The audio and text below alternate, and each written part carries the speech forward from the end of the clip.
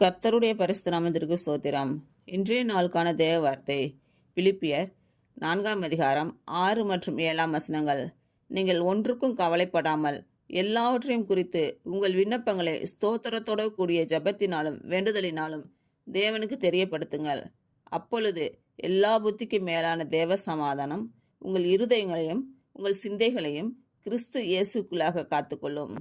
இன்று பிறந்த நாள் மற்றும் திருமண நாள் காணும் அனைவருக்கும் இயேசு கிறிஸ்துவின் நாமத்தினாலே வாழ்த்துக்கள்.